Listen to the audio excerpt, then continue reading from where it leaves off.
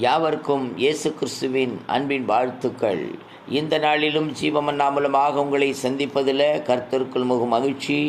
இன்றைக்கு தேவனால் அருளப்பட்ட ஆமென் ஸ்தோத்திரம் வார்த்தை என்னவென்றால், தேவரீர் எங்களை சிறுமைப்படுத்தின நாட்களுக்கும் நாங்கள் துன்பத்தை கண்ட வருஷங்களுக்கும் சரியாயங்களை மகிழ்ச்சியாக்கும் என்று ஆமேன் ஸ்தோத்திரம் மோசே என்ற தேவ மனிதர் தேவனிடத்தில் மன்றாடி கொண்டிருக்கிறார். எனக்கருமையான தேவஜனமே, துன்பத்தில் இருக்கிறீர்களா? வருத்தப்பட்டு கொண்டிருக்கிறீர்களா? நெருக்கமான சூழ்நிலையா?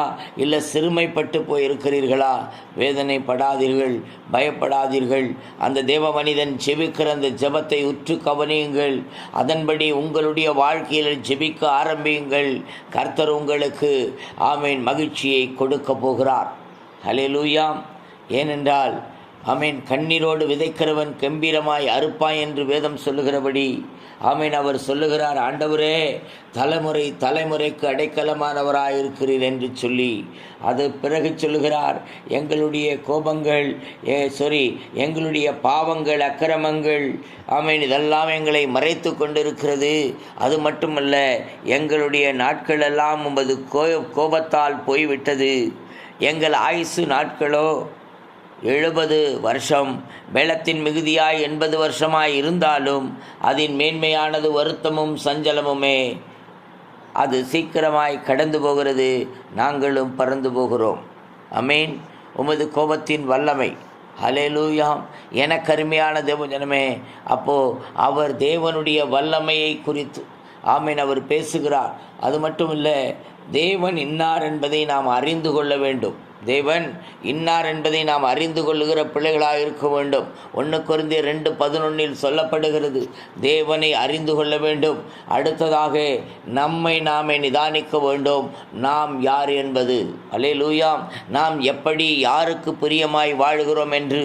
எனக்கருமையான தேவஜனமே, ஞானமுள்ள இருதயமுள்ளமாகும்படி எங்கள் நாட்களை என்னும் அறிவை எங்களுக்கு போதித்தருளும் என்று ஜெபிக்கிறார். இன்றைக்கு அப்படிப்பட்ட ஜெபம் நம் இடத்தில் இருக்கிறதா? ஆமேன் ஸ்தோத்திரம். தாவீது ஜெபிக்கிறார், உமக்கு பிரியமாய் நடந்து கொள்ள ஆமேனே உமக்கு பிரியமாய் நடந்து கொள்ள எனக்கு போதித்தருளும் என்று ஜெபிக்கிறார். ஆமேன் ஸ்தோத்திரம். புதிய ஏற்பாட்டில் பார்க்கும்போது பவுல் கேட்கிறார் ஆண்டவரிடத்தில், நான் என்ன செய்ய சித்தமாய் இருக்கிறீர்? எனக்கருமையான தேவஜனமே, இன்றைக்கு நம்முடைய ஜெபம் இப்படி இருக்கிறதா? எதை பார்த்தாலும் அது வேண்டும் இது வேண்டும் என்று கேட்கிறோமே தவிர, ஆமே நான் பிரியமாய் நடந்து கொள்ள வேண்டும், நான் ஞானமுள்ள இருதயம் உள்ளவனாய் இருக்க வேண்டும், நீங்கள் என்ன சொல்கிறீங்களோ அதை நான் செய்ய வேண்டும் என்பது அப்படிப்பட்ட ஜெபம் இருக்கா என்று ஆராய்ந்து பாருங்கள். தேவனிடத்திலே திரும்புங்கள். தேவன் உங்களை ஆசீர்வதிக்க வல்லமை உள்ளவராயிருக்கிறார். எனக்கருமையான தேவஜனமே, வாழ்க்கையில் ஜெப வாழ்க்கையை மாற்றுங்கள். ஆமென். வேதத்தின்படி ஜெபிக்க கற்றுக்கொள்ளுங்கள்.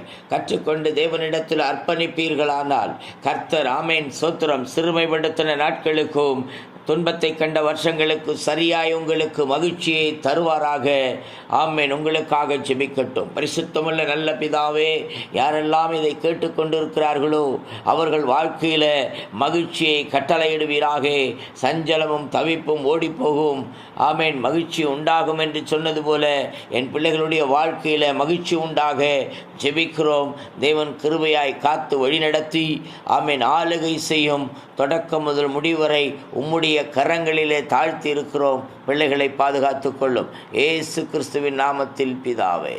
ஆமென். ஆமென். ஹல்லேலூயா. God bless you all.